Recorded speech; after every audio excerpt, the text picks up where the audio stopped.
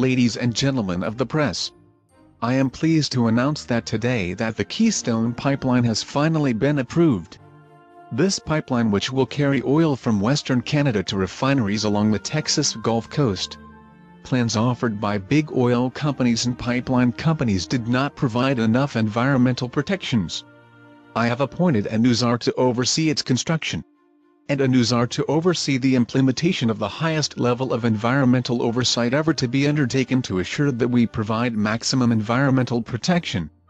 As you know, under the current projections, jobs numbers and other benefits touted by supporters of the Keystone XL oil pipeline are probably exaggerated.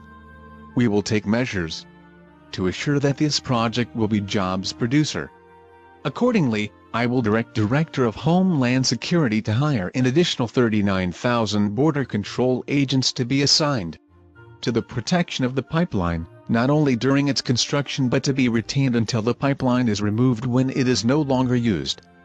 Also, the pipeline contractors will put up a bond of $1 trillion to be paid to our healthcare fund to be used to remediate any potential spills and cover the expected healthcare costs associated with the hydrocarbon emissions the oil produced will generate. Also, the pipeline operator will be required to pay $150 per barrel transported to the EPA to cover costs associated due to the environmental impact of this project. During its construction, we will institute a comprehensive plan to assure environmental quality standards. There will be a zero tolerance of any noise disturbances outside the working envelope of the worksite. No equipment shall work other than 9 a.m. to 4 p.m. weekdays and must follow Postal Service's guidelines for efficient hours of operation. No dust disturbances will be allowed and dust monitors shall be installed along the construction sites during construction. There shall be permanent rest areas established every 1,000 yards along the pipeline, the relief of monitors and construction workers.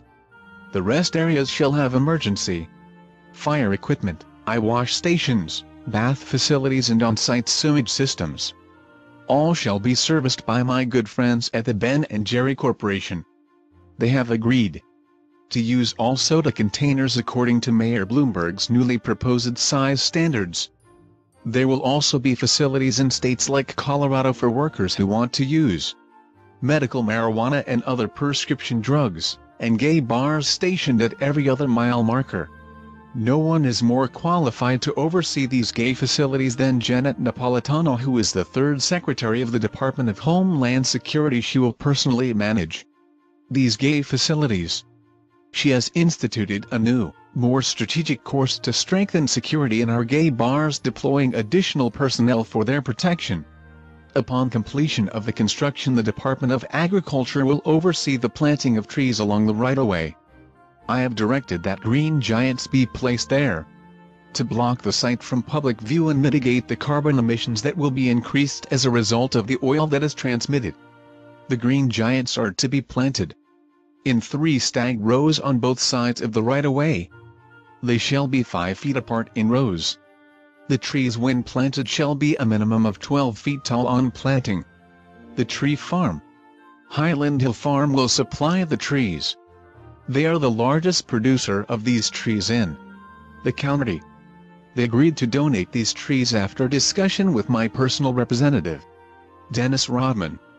He met with officials of Highland Hill. He explained that the donation of trees would mean we would not seize their lands for public housing projects by our wealth redistribution program that is tailored after my mentor, Robert Mugabe's land redistribution program in Africa. With these protections in place, work shall be permitted 1 year after a health impact review is complete. Its oversight will be by Governor Mario Cuomo. He has been directed to move forward at a pace like the speedy progress New York has made in determining the safety of fracking in New York State. Ladies and gentlemen of the press, thank you.